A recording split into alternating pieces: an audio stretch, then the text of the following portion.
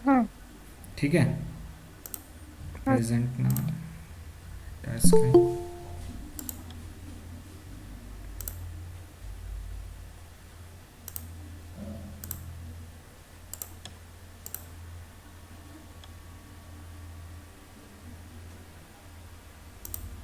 अच्छा, स्क्रीन दिख रही है। हाँ सर, दिख रही है। अच्छा, एक मिनट। ये प्रेजेंटेशन दिख रहा है। हाँ। आवाज़ क्लियर है।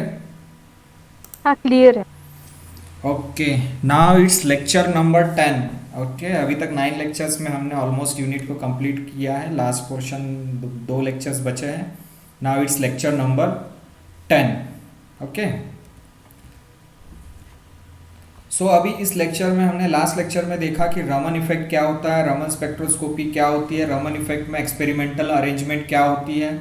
वी हैव स्टडीड कि कैसे रमन स्पेक्ट्रा मिलता है और रमन स्पेक्ट्रा में क्या क्या चीज़ होती है। Okay, Rayleigh line, Stokes lines, anti Stokes lines के बारे में हम सब ने पढ़ा। ओके, अब आज जो हम देखेंगे वेरी इंपॉर्टेंट टॉपिक, इस पे भी क्वेश्चंस आता है। क्वेश्चन ऐसा आता है कि explain quantum theory of Raman effect. Quantum theory, quantum mechanics से रमन इफेक्ट को कैसे एक्सप्लेन करोगे।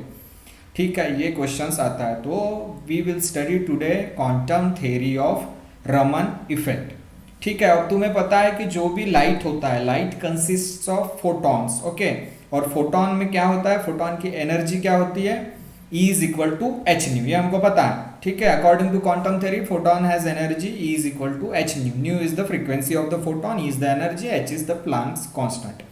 ये चीज हमको पता है। ठीक है, और हमने पढ़े कि रमन इफेक्ट क्या होता है। मोनोक्रोमेटिक लाइट सॉलिड, लिक्विड और गैसेस के मॉलिक्यूल के साथ इंटरेक्ट करती है और लाइट स्कैटर्ड होती है। That is Raman effect. वो स्कैटर्ड रेडिएशन में सेम फ्रीक्वेंसी से भी स्कैटर्ड होती है और डिफरेंट डिफरेंट फ्रीक्वेंसी से भी स्कैटर्ड होती है। ये चीज़ पढ़िए। देखो, ये सॉलिड और लिक्विड गैसेस के मॉलिक्यूल्स हैं और इसमें क्या हो रहा है कि मोनोक्रोमेटिक लाइट इसके साथ इंटरेक्ट हो रही है। ओके, मोनोक्रोमेटिक लाइट मतलब लाइट क्या है, फोटॉन है, उसका फ्रीक्वेंसी। मोनोक्रोमेटिक लाइट मतलब सिंगल वेवलेंथ की लाइट, वहाँ उसकी फ्रीक्वेंसी क्या है, न्यू। ओके, फोटॉन है, लाइट मतलब फोटॉन, फोटॉन की फ्रीक्वेंसी न्यू। ये फोटॉन क्या हो रहा है, सॉलिड, लिक्विड और गैसेस के मॉलिक्यूल के साथ इंटरेक्ट कर रहा है और फिर लाइट स्कैटर्ड हो जाती है। ठीक है, तो अब क्या हो रहा है कि ये फोटॉन है। ठीक है, फोटॉन जब मॉलिक्यूल के साथ इंटरेक्ट करता है तो वो मॉलिक्यूल के साथ क्या होता है, कोलाइड करता है, कोलिजन, और फिर फोटॉन स्कैटर्ड हो जाता है। फोटॉन मतलब लाइट। लाइट क्या होती है, लाइट में जो फोटॉन है मॉलिक्यूल के साथ कोलाइड करता है। ये लिक्विड, सॉलिड और गैसेस के मॉलिक्यूल्स है और फिर वो लाइट क्या होता है, कोलाइड करने के बाद लाइट स्कैटर्ड होता है। ठीक है, तो अभी कोलिजन, कोलिजन मतलब टकराना। अभी फोटॉन क्या है, मॉलिक्यूल के साथ टकरा रहा है, फोटॉन मॉलिक्यूल के साथ कोलाइड हो रहा है। तो दो टाइप के कोलिजन्स होते हैं, एक होता है इलास्टिक कोलिजन, एक होता है इनइलास्टिक, और दूसरा होता है इनइलास्टिक कोलिजन। जैसे हमने पढ़ा था इलास्टिक स्कैटरिंग और in elastic scattering. In elastic scattering मतलब क्या होता है कि जो तुम्हारा फोटॉन है मॉलिक्यूल के साथ स्ट्राइक करता है, मतलब लाइट मॉलिक्यूल से जब पास होती है तो जो स्कैटर्ड लाइट निकलती है उसकी फ्रीक्वेंसी और एनर्जी सेम होती है। सेम एनर्जी से स्कैटर्ड हुई तो इलास्टिक, डिफरेंट एनर्जी से स्कैटर्ड हुई तो इन इलास्टिक। वैसे ही कोलिजन भी इलास्टिक और इन इलास्टिक होती है। अगर मान लो फोटॉन कोलाइड कर रहा है मॉलिक्यूल के साथ, ठीक है, फोटॉन की एनर्जी है ई, फोटॉन की फ्रीक्वेंसी है न्यू, और स्कैटर्ड होने के बाद, कोलाइड होने के बाद भी उसकी फ्रीक्वेंसी में कोई चेंज नहीं हुआ, उसकी एनर्जी में कोई चेंज नहीं हुआ, तो इसका मतलब वो क्या हो गया, इलास्टिक कोलिजन। अगर मान लो कि फ्रीक्वेंसी में चेंज हो गया कोलाइजन होने के बाद, एनर्जी में चेंज हो गया, तो that is inelastic collision. कुछ चेंज नहीं हुआ तो इलास्टिक, चेंज हुआ तो इन इलास्टिक कोलिजन। अब चेंज होता क्यों है और चेंज क्यों नहीं होता है। अभी मान लो कि फोटोन क्या हो गया, फोटोन स्ट्राइक कर रहा है, ठीक है, ये लाइट है, फोटोन है, स्ट्राइक कर रहा है मॉलिक्यूल के साथ। अगर फोटोन ने अपनी एनर्जी ट्रांसफर नहीं किया मॉलिक्यूल को, या एनर्जी लूज नहीं किया या एनर्जी गेन नहीं किया मॉलिक्यूल ने, ठीक है, एनर्जी जैसी है वैसी ही रही, फ्रीक्वेंसी जैसी है वैसी ही रही, तो उस टाइप के कोलिजन को बोलेंगे इलास्टिक कोलिजन। इलास्टिक कोलिजन क्यों होता है, एनर्जी ट्रांसफर नहीं होती, फोटोन एनर्जी ट्रांसफर ही नहीं करेगा मॉलिक्यूल, भले ही वो कोलाइड हो रहा है लेकिन एनर्जी ट्रांसफर नहीं कर रहा है। तो जब एनर्जी ट्रांसफर नहीं करेगा तो जो एनर्जी फोटोन की है वही एनर्जी स्कैटर्ड हो जाएगी सेम एनर्जी के साथ। ओके, तो देखो, when light falls on the molecules of solid, liquid और gases the photon undergo collision. ये अभी बताया कि लाइट मतलब फोटोन अगर मॉलिक्यूल ऑफ सॉलिड गैस और लिक्विड के साथ जब इंटरेक्ट करेगा, फॉल करेगा, लाइट जब उस पे मॉलिक्यूल्स पे पड़ेगी, फोटोन जब टकराएगा, ठीक है, तो वो क्या होगा कि फोटोन मॉलिक्यूल के साथ कोलिजन करेगा, टकराएगा। When light falls on the molecules of solid, liquid और gas, the photon undergo collision. Okay, तो कोलिजन में क्या होता है? कोलिजन दो टाइप के होते हैं। पहला केस कंसीडर करेंगे इफ कोलिजन इज इलास्टिक। तो इलास्टिक क्या होगा? इलास्टिक कोलिजन में कोई एनर्जी ट्रांसफर नहीं होगी। एनर्जी ट्रांसफर नहीं होगी मतलब जो एनर्जी है इंसिडेंट फोटोन की वही एनर्जी रहेगी स्कैटर्ड फोटोन की। जो एनर्जी है इंसिडेंट लाइट की वही एनर्जी रहेगी स्कैटर्ड लाइट की। If collision is elastic there is no transfer of energy from photon to molecules. Photon कोई भी एनर्जी मॉलिक्यूल को नहीं देगा। जिस एनर्जी से फोटोन आ रहा है, जिस फ्रीक्वेंसी से फोटोन आ रहा है, उसी फ्रीक्वेंसी और एनर्जी के साथ स्कैटर्ड होगा। ठीक है, अगर इलास्टिक कोलिजन होगा तो इलास्टिक कोलिजन के कारण स्कैटरिंग कौन सी मिलेगी? Elastic scattering. In elastic collision के कारण स्कैटरिंग जो मिलेगी इन इलास्टिक स्कैटरिंग मिलेगी। ओके, तो फॉर एग्जांपल ये देखो एनिमेशन, ये क्या है? ग्रीन कलर में ये फोटोन है, उसका एनर्जी है h न्यू। अब वो फोटोन, ये मॉलिक्यूल है, ये सॉलिड, लिक्विड और गैसेस का ये मॉलिक्यूल है। अब फोटोन क्या है? अगर कोलाइड करेगा, अगर वो कोलिजन इलास्टिक है, if the collision is elastic and if photon collide with the molecule, then if the photon that scattered with the same energy, then the photon scattered with the same energy. Why? Because the collision is elastic. If collision is elastic, जो energy पहले photon की h nu थी, okay, ये देखो collide होने के पहले energy क्या थी? फोटोन की h न्यू थी। कोलाइड होने के बाद, स्कैटर्ड होने के बाद एनर्जी क्या हो गई? फोटोन की सेम एनर्जी है h न्यू। मतलब फोटोन कोलाइड किया मॉलिक्यूल के साथ, स्कैटर्ड हो गया सेम एनर्जी के साथ, इसलिए इस कोलिजन को क्या बोलेंगे? Elastic collision. और स्कैटर जो हुआ है, जो स्कैटरिंग फिनोमिना है, स्कैटर्ड होने का जो प्रिंसिपल है, उस स्कैटरिंग को क्या बोलेंगे? Elastic scattering. Elastic collision give elastic scattering. और इलास्टिक स्कैटरिंग और इलास्टिक कोलिजन में क्या होगा? Energy will remains the same. जो इंसिडेंट फोटोन की एनर्जी थी वही स्कैटर्ड फोटोन की एनर्जी रहेगी।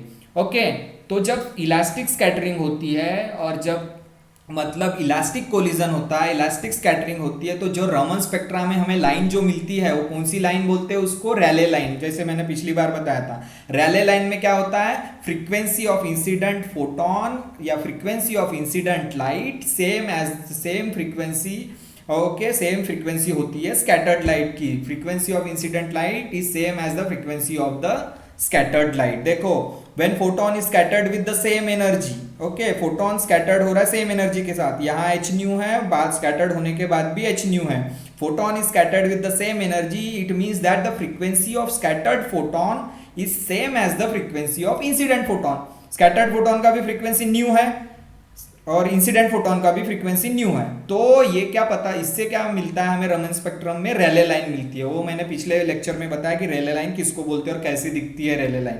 It gives the presence of Rayleigh line. तो रेले लाइन मिलने का कॉन्सेप्ट क्या है? Elastic collision. कैसे? एनर्जी चेंज नहीं होती है, फ्रीक्वेंसी चेंज नहीं होती है, इसलिए हमें क्या मिलता है? रमन स्पेक्ट्रम मिलता है। और उस रमन स्पेक्ट्रम में जो लाइन मिलती है इलास्टिक कोलिजन के साथ, इलास्टिक स्कैटरिंग से जो हमें लाइन मिलती है उसको बोलते हैं रेले लाइन। तो ये हो गया केस इलास्टिक कोलिजन का। अब इन इलास्टिक कोलिजन, ठीक है, इन इलास्टिक कोलिजन होगा तो क्या होगा? फोटोन मॉलिक्यूल को स्ट्राइक करेगा, फोटोन मॉलिक्यूल को स्ट्राइक करेगा, लेकिन फोटोन क्या होगा कि अब फोटोन अपनी एनर्जी क्या करेगा? मॉलिक्यूल को दे देगा, या फोटोन मॉलिक्यूल से एनर्जी ले लेगा। दो टाइप से।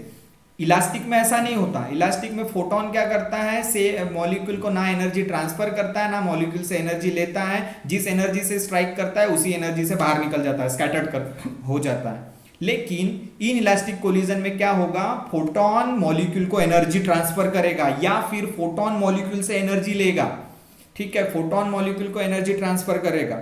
ओके, तो अभी इन इलास्टिक कोलिजन, इसलिए इलास्टिक कोलिजन से हमको मिलती है Rayleigh line, inelastic collision से हमको मिलती है स्टोक्स लाइंस और एंटी स्टोक्स लाइंस। ओके, अब इन इलास्टिक कोलिजन में ऐसा क्या होता है कि हमको स्टोक्स लाइंस भी मिलती है, एंटी स्टोक्स लाइंस भी मिलती है, वो देखेंगे हम। ठीक है, तो अब देखो, if collision is inelastic there is a transfer of energy. अभी बताया कि अगर कोलिजन इन इलास्टिक है तो ट्रांसफर ऑफ एनर्जी होगी फोटोन टू मॉलिक्यूल। फोटोन क्या करेगा? ये फोटोन अपनी एनर्जी मॉलिक्यूल को दे देगा। तो फोटोन ने अगर अपनी एनर्जी मॉलिक्यूल को दे दी तो मॉलिक्यूल की एनर्जी बढ़ जाएगी, फोटोन की एनर्जी कम हो जाएगी। ठीक है, क्योंकि फोटोन क्या कर रहा है, एनर्जी मॉलिक्यूल को दे रहा है, मॉलिक्यूल की एनर्जी बढ़ गई, फोटोन की एनर्जी कम हो गई। ठीक है, अगर उल्टा केस हुआ, फोटोन मॉलिक्यूल से एनर्जी ले रहा है या फिर मॉलिक्यूल एनर्जी लूज कर रहा है, तो मॉलिक्यूल की एनर्जी कम हो जाएगी, फोटोन की एनर्जी बढ़ जाएगी, ज्यादा रहेगी। ठीक है, दो केसेस रहेंगे, इसलिए इन इलास्टिक में दो केसेस रहेंगे, इसलिए एक केस में मिलती है स्टोक्स लाइंस, एक केस में मिलती है एंटी स्टोक्स लाइंस। ओके, तो अब देखेंगे कैसे होता है। ठीक है, इन इलास्टिक कोलिजन होता कैसे है अभी देखेंगे, एनिमेशन से देखो। ये देखो बिफोर कोलिजन, जब कोलिजन नहीं हुआ तो फोटोन की एनर्जी क्या थी, एच न्यू। मॉलिक्यूल की इंट्रिंसिक एनर्जी क्या है, ई। इंट्रिंसिक एनर्जी मतलब मॉलिक्यूल के अंदर जो एनर्जी स्टोर्ड है because of the shape and size of the molecule, that is called intrinsic energy, E. और काइनेटिक एनर्जी मतलब मॉलिक्यूल को दो एनर्जी होती है, एक काइनेटिक एनर्जी और एक इंट्रिंसिक एनर्जी। इंट्रिंसिक एनर्जी मतलब मॉलिक्यूल के अंदर जो स्टोर है वो है इंट्रिंसिक एनर्जी। काइनेटिक एनर्जी मतलब अगर मॉलिक्यूल मूव हो रहा है तो जो मूवमेंट के कारण एनर्जी रहती है मॉलिक्यूल की, दैट इज काइनेटिक एनर्जी। तो molecule possesses two types of energy, intrinsic energy and kinetic energy. Kinetic energy half mv², v is velocity of the molecule, E क्या है इंट्रिंसिक एनर्जी, और h nu क्या है photon की energy. ये collision के पहले, ओके, बिफोर कोलिजन इस तरीके का केस है। किस कोलिजन की बात कर रहे हैं हम, in elastic collision. Okay, in elastic collision के पहले ये चीज है। ओके, अब इन इलास्टिक कोलिजन में क्या हो रहा है, फोटोन एनर्जी देगा मॉलिक्यूल को, या फोटोन एनर्जी लूज, या फिर मॉलिक्यूल फोटोन को एनर्जी देगा, उल्टा। ऐसे दो केसेस होंगे, तो क्या होगा कि मॉलिक्यूल की एनर्जी भी चेंज हो जाएगी और फोटोन की एनर्जी भी चेंज हो जाएगी जब इन इलास्टिक कोलिजन होगा। तो देखो अगर ये इन इलास्टिक कोलिजन हो रहा है, ठीक है, फोटोन स्कैटर्ड हो गया, कोलिजन हो गया मॉलिक्यूल के साथ, ये देखो कोलिजन हो गया मॉलिक्यूल के साथ, फोटोन स्कैटर्ड हो गया। अब आफ्टर कोलिजन सिचुएशन क्या है, आफ्टर कोलिजन क्या हो गया, मॉलिक्यूल की एनर्जी पहले ई थी, इंट्रिंसिक एनर्जी ई थी, अब बढ़ के हो गई E1। ठीक है, काइनेटिक एनर्जी हाफ mv² थी, अभी काइनेटिक एनर्जी चेंज होके क्या होगी, हाफ mv1², अभी वेलोसिटी चेंज हो गई। ठीक है, फोटोन की एनर्जी कोलिजन के पहले h न्यू थी, अब क्या है फोटोन की एनर्जी h न्यू1, क्योंकि फ्रीक्वेंसी चेंज हो गई। ठीक है, फोटोन स्कैटर्ड होके फोटोन की फ्रीक्वेंसी चेंज हुई, मतलब एनर्जी चेंज हुआ। मॉलिक्यूल ने फोटोन की एनर्जी एब्जॉर्ब किया, फोटोन ने एनर्जी मॉलिक्यूल को ट्रांसफर की, इसलिए मॉलिक्यूल की भी एनर्जी चेंज हो गई E1। तो E थी before collision intrinsic energy of molecule, E1 है after collision intrinsic energy of molecule. H nu थी before energy of photon before collision, H nu one है आफ्टर कोलिजन। ठीक है, स्कैटर्ड फोटोन की एनर्जी मतलब स्कैटर्ड होने के बाद फोटोन की एनर्जी चेंज हुई, H न्यू1। हाफ mv² थी बिफोर कोलिजन काइनेटिक एनर्जी, और आफ्टर कोलिजन हाफ mv1² हो गई। ठीक है, तो ये है बिफोर कोलिजन का केस, ये है आफ्टर कोलिजन का केस। इन इलास्टिक को अगर ये इलास्टिक कोलिजन होता तो एनर्जी चेंज ही नहीं होती। ठीक है, इसके पहले का केस जो हमने डिस्कस किया, ये केस है इन इलास्टिक कोलिजन, तो इसमें क्या होगा, एनर्जी चेंज होगी। ठीक है, मॉलिक्यूल की एनर्जी E से E1 हुई, फोटोन की एनर्जी H न्यू से H न्यू1 हुई। ठीक है, so we know that the according to the law of conservation of energy total energy before collision is equivalent to total energy after collision, we know that। okay, conservation of law of energy क्या कहता है, collision के पहले जो energy है that is equivalent to collision के बाद वाली energy। okay, this is law of conservation because energy is neither created nor destroyed, it is remains constant, universally constant। so energy अगर किसी की energy कम हो रही तो दूसरे की energy बढ़ेगी, right? तो energy क्या रहेगी, equilibrium। So according to the law of conservation of energy, energy before collision is equivalent to total energy after collision। total energy before collision, अब total energy before collision मतलब total energy मतलब molecule की भी energy और photon की भी energy. total energy अगर calculate करना है तो फोटोन की एनर्जी को ऐड कर लेंगे मॉलिक्यूल की एनर्जी। फोटोन की energy h nu plus E plus kinetic energy, after collision E1 plus kinetic energy plus H न्यू1, तो तीनों एनर्जी को प्लस करेंगे तो टोटल एनर्जी बनेगी। तो तीनों energy before collision, this three energies after collision. Okay, तो according to law of conservation of energy, total energy before collision equivalent to total energy after collision. तो टोटल एनर्जी बिफोर कोलिजन मतलब H nu plus half mv² plus ये तीनों energy को add कर लिया, ये total energy before collision. और after collision h nu one E one half m v one square, तो आफ्टर कोलिजन के बाद तीनों एनर्जी को ऐड कर दिया। This before collision total energy is equal to total energy after collision, ये दोनों को इक्विवेलेंट कर दिया। ठीक है, अब क्या होता है कि जब कोलिजन होता है, since during inelastic collision temperature नहीं बढ़ता है, और जब टेम्परेचर नहीं बढ़ता है, कोलिजन हो गया, फोटोन और मॉलिक्यूल का कोलिजन हो गया, उसके बाद टेम्परेचर पे कोई इफेक्ट नहीं पड़ा। अगर टेम्परेचर पे कोई इफेक्ट नहीं पड़ेगा तो काइनेटिक एनर्जी क्या होगी, सेम होगी। Kinetic energy before collision, kinetic energy of molecule before collision is equivalent to kinetic energy of molecule after collision. तो ये देखो, since there is no change in temperature during collision, collision के वक्त temperature change नहीं हो रहा, इसलिए kinetic energy same रहेगी। तो काइनेटिक एनर्जी मतलब half m v square is equivalent to half m v one square. तो ये टर्म अगर सेम है तो ये टर्म कैंसिल हो जाएगी। ठीक है, टोटल एनर्जी बिफोर कोलिजन ये है, आफ्टर कोलिजन ये है, लेकिन काइनेटिक एनर्जी सेम रह रही है। क्यों? कोलिजन के ड्यूरेशन में टेम्परेचर चेंज नहीं हो रहा है, और अगर टेम्परेचर चेंज नहीं हो रहा है तो काइनेटिक एनर्जी भी चेंज नहीं होगी। तो काइनेटिक एनर्जी सेम होगी तो ये दो टर्म कैंसिल हो गई। ठीक है, these two terms have been cancelled because the kinetic energy is same after collision और before collision, तो kinetic energy same है, इसलिए टर्म कैंसिल हो गया। अब टर्म कौन से बचे? h nu plus e equal to h nu one plus e one, ये टर्म बचे। ठीक है, we will rearrange this equation. Okay, इस h न्यू वन को मैं इधर साइड ला रहा हूं और e को इस साइड लेके जा रहा हूं। Okay, so this will h nu equal to, ठीक है, ये e को मैं इस साइड लेके गया, e को मैं ट्रांसफर कर रहा हूँ इस साइड, तो this e will be negative. Okay, so h nu equal to h nu one plus e one minus e इस साइड ट्रांसफर हो गया तो ये माइनस e। ठीक है, दिस काइंड ऑफ इक्वेशन हमको मिला।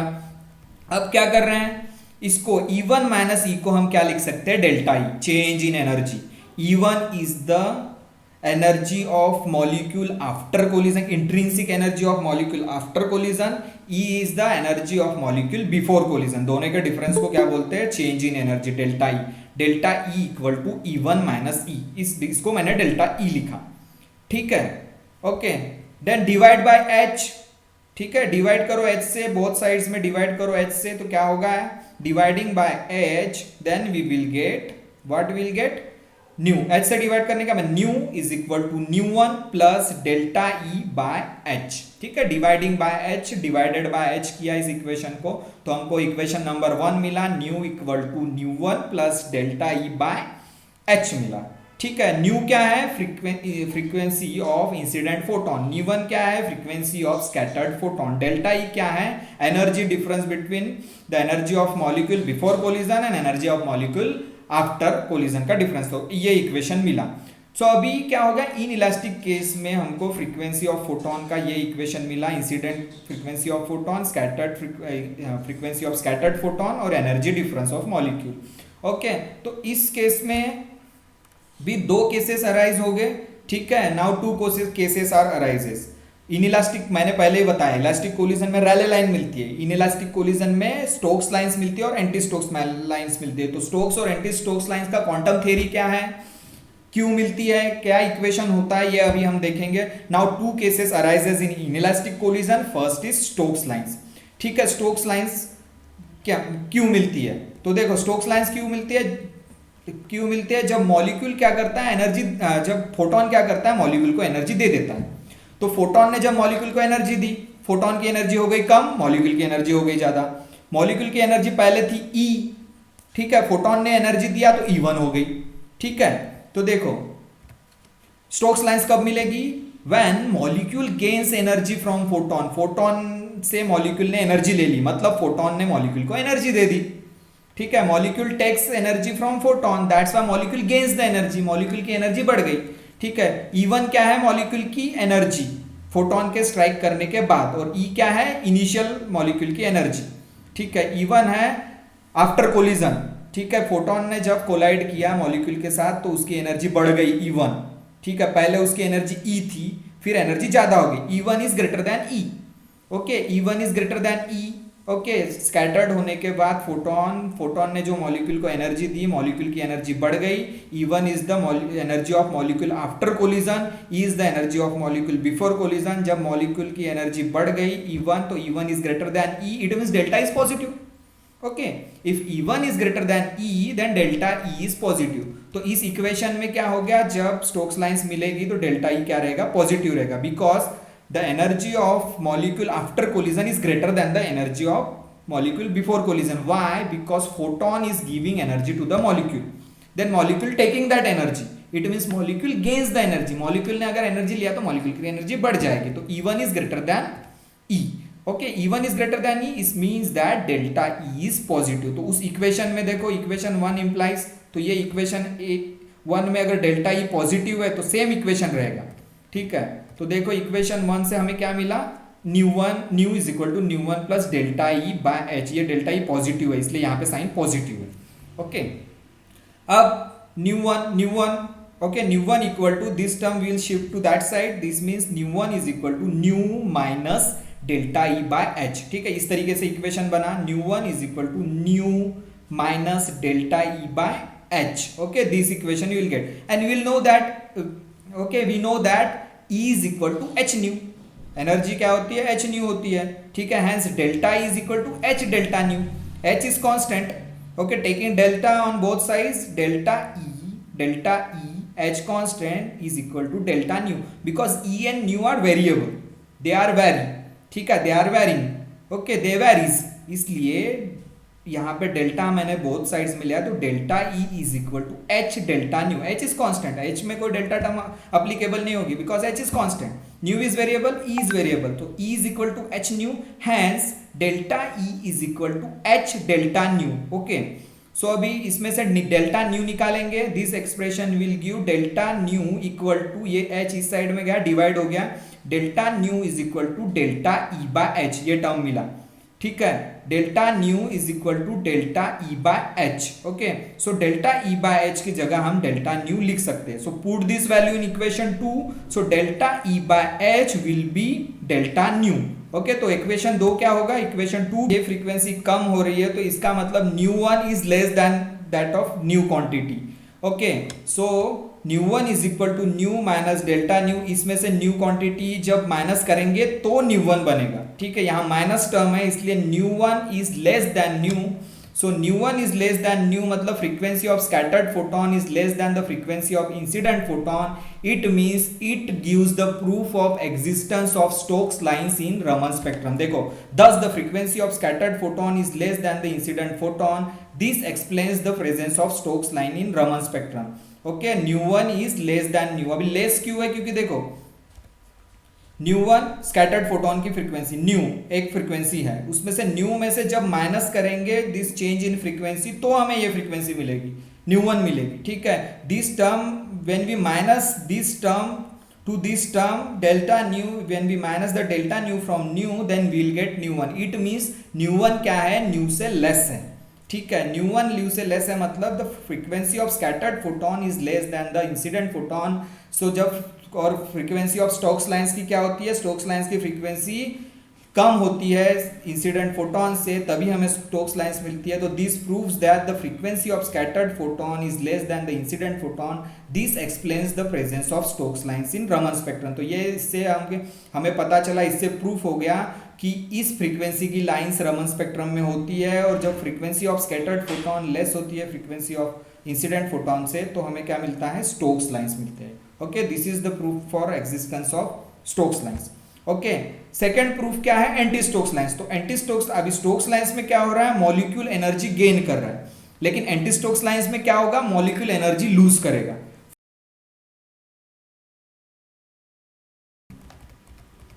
ठीक है, स्टोक्स लाइंस की केस पढ़ा हमने। ठीक है, स्टोक्स लाइंस का केस हमने ये पढ़ा कि स्टोक्स लाइंस में जो फ्रीक्वेंसी ऑफ स्कैटर्ड लाइन है वो लेस होती है। ठीक है, frequency of scattered light is less than the frequency of incident line. तो ये प्रूफ हो गया, इस इक्वेशन से प्रूफ हो गया, this is the quantum theory proof of existence of Stokes lines.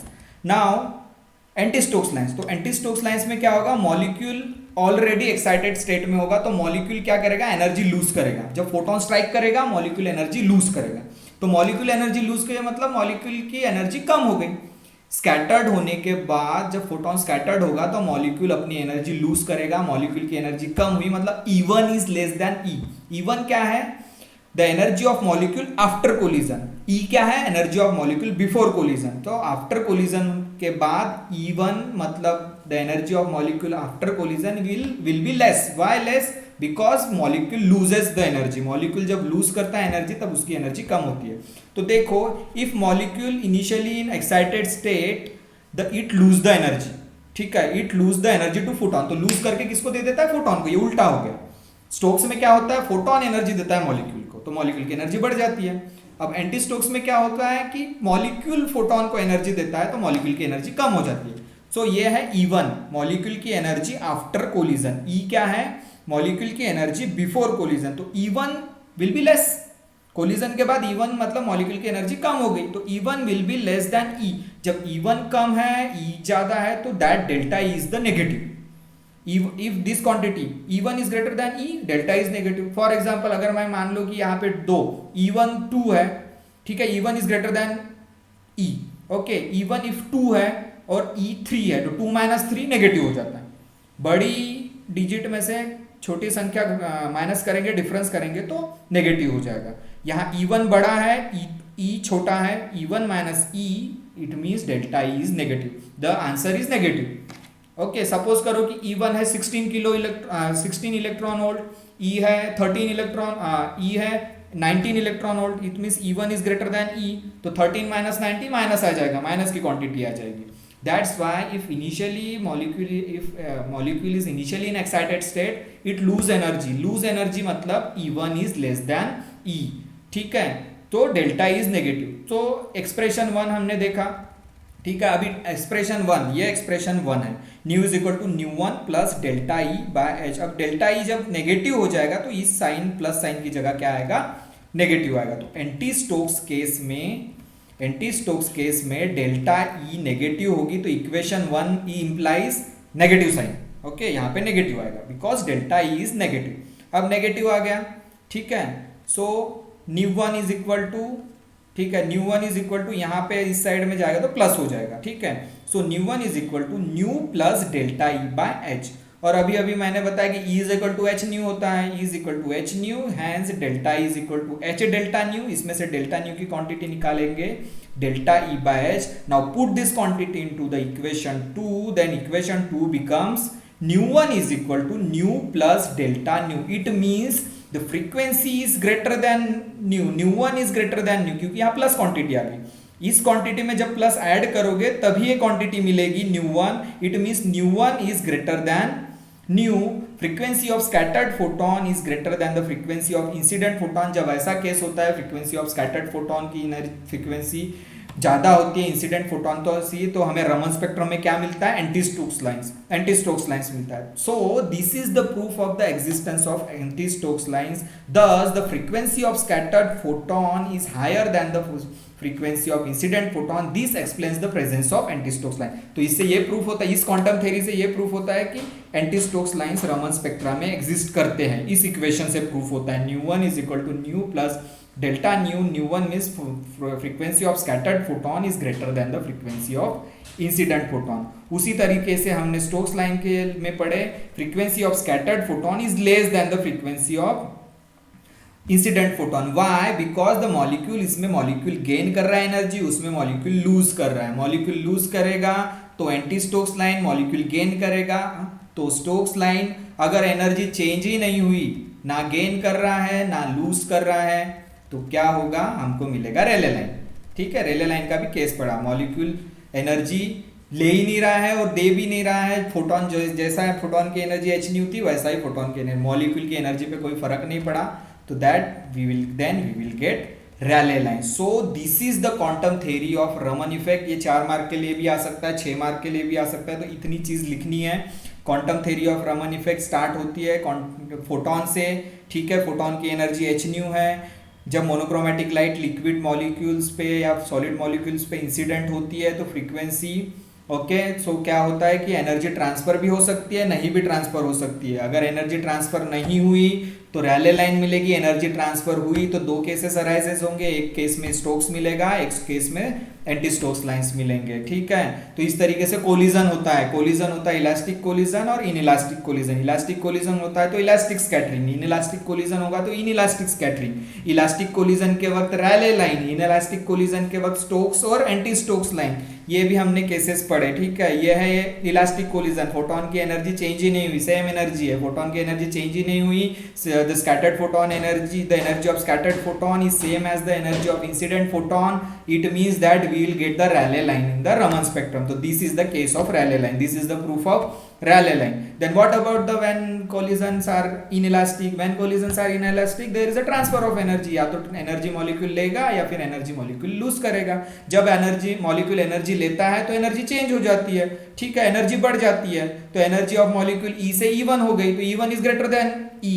Okay, photon का एनर्जी h न्यू था तो h न्यू 1 हो गया। तो according to the conservation law of energy, conservation law बोलता है कि energy before collision is equal to energy after collision. लेकिन क्या होता है, जब कोलिजन होता है तो टेम्परेचर चेंज नहीं होता, जब टेम्परेचर चेंज नहीं होगा तो काइनेटिक एनर्जी चेंज नहीं होगी, तो जो काइनेटिक एनर्जी का टर्म आ रहा है वो कैंसिल हो जाएगा दोनों साइड्स में। बचेगा क्या, एच न्यू प्लस ई, एच न्यू 1 प्लस E1। ये जब इक्वेशन को हम रीअरेंज करते हैं तो हमें मिलता है एच न्यू और डिवाइड बाय एच करते हैं तो हमें मिलता है nu is equal to nu 1 plus delta E by h. तो ये इक्वेशन से हम दो केस मिलते हैं, एक एंटी स्टोक्स और एक स्टोक्स, ठीक है। स्टोक्स केस में क्या होता है, मॉलिक्यूल एनर्जी गेन करता है तो मॉलिक्यूल की एनर्जी बढ़ जाती है। जब मॉलिक्यूल की एनर्जी बढ़ेगी तो डेल्टा ई पॉजिटिव होगा, जब डेल्टा ई पॉजिटिव होगा तो प्लस साइन वहां रहेगा, ठीक है, प्लस साइन वहीं पे रहेगा, ठीक है, नेगेटिव नहीं होगा, ठीक है। जब न्यू 1 ये जब यहाँ से जब न्यू 1 निकालेंगे तो ये जब प्लस इधर गया तो ये माइनस हो गया, ठीक है, ये इक्वेशन मिलेगा। और डेल्टा ई को हम क्या लिख सकते हैं, एच इंटू डेल्टा न्यू, ठीक है। डेल्टा न्यू को क्या लिख सकते हैं, डेल्टा ई बाय एच। तो वहां पे हम इक्वेशन में पुट करते हैं तो हमें ये इक्वेशन मिलता है nu 1 equal to nu minus delta nu. इसका मतलब nu 1 is less than the frequency of incident light, frequency of scattered light is less than the frequency of photon light. This shows the presence of Stokes lines। और इसका opposite anti Stokes lines, molecule energy lose करेगा तो delta E क्या होगा, negative. जब delta nu negative होगा तो equation 1 में यहाँ माइनस साइन आएगा, ठीक है। जब हम न्यू 1 निकालेंगे तो ये इधर शिफ्ट होकर प्लस हो जाएगा। डेल्टा ई की जगह फिर से वो वैल्यू रखो, एच इंटू डेल्टा न्यू की जगह डेल्टा ई यहाँ पे करो तो यहाँ पे क्या आ गया, डेल्टा ई बाय एच की जगह डेल्टा न्यू आएगा। तो इक्वेशन जो हमें मिलेगा nu 1 equal to nu plus delta nu. It means that the frequency of scattered photon is higher than the frequency of incident photon. This shows the presence of anti-Stokes line. So this is the quantum theory of Raman effect. इसमें तीन cases होंगे, Rayleigh line, Stokes lines, anti-Stokes line। और किस तरीके से equation आएगा वो हमने law of conservation of energy से ये इक्वेशंस निकाले। और this is the quantum mechanical proof of the Raman effect. तो इतना याद रखना है, 4 मार्क के लिए या 6 मार्क के लिए क्वेश्चंस आएगा। और ये इसमें तुमको सारी की सारी फोटोन एनर्जी एच न्यू के टर्म्स में याद रखनी है, ठीक है। So this is the all about today's lecture. इसमें भी कोई क्वेश्चन है तो क्वेश्चन पूछो, ठीक है। क्वेश्चन है तो क्वेश्चन पूछो, मैं प्रेजेंटेशन स्टॉप कर रहा हूं, okay. Any question? Quantum theory थी और थोड़ा सा इक्वेशंस है इसमें, लेकिन इजी इक्वेशंस है। उसमें तुम्हें फॉर्मूला याद रखना है, E is equal to h nu या काइनेटिक एनर्जी का, तो ये एक्सप्रेशन इजीली सॉल्व हो जाएंगे, ठीक है। क्वांटम थ्योरी के हिसाब से एक्सप्रेशन सॉल्व करते हुए तुम्हें ये प्रूफ करना है कि रमन स्पेक्ट्रम में, इसके पहले तो हमने डायरेक्ट बोल दिया कि रमन स्पेक्ट्रम में स्टोक्स लाइंस होते हैं, एंटी स्टोक्स लाइंस होते हैं, रैले लाइन होता है। लेकिन ये इक्वेशन से प्रूफ किया, इसका मतलब क्वांटम मैकेनिक्स से प्रूफ किया कि ये तीनों लाइन एग्जिस्ट करते हैं। और तीनों लाइन का मैकेनिज्म क्या होता है, कोलिजन, इलास्टिक और इनइलास्टिक कोलिजन। कोलिजन से एनर्जी ट्रांसफर मैकेनिज्म से हमने प्रूफ किया कि स्टोक्स लाइंस भी होते हैं, एंटी स्टोक्स लाइंस भी होते हैं और रैले लाइन भी होती है, ठीक है। इसमें कोई क्वेश्चन है तो पूछो, चैट बॉक्स में लिखो। वैष्णवी डहाके, हाँ सर। आवाज आया क्या ठीक से? हाँ हाँ सर आ रहा है। बीच में बस एक स्लाइड गड़बड़ हो गई थी, उसमें थोड़ा सा एनिमेशन उल्टा हो गया था तो थोड़ा उसमें इंटरप्शन आया, बाकी तो ठीक है ना। हाँ बाकी और कोई इक्वेशन वगैरह कुछ नहीं समझा तो तुम पूछ सकते हो चैट बॉक्स में।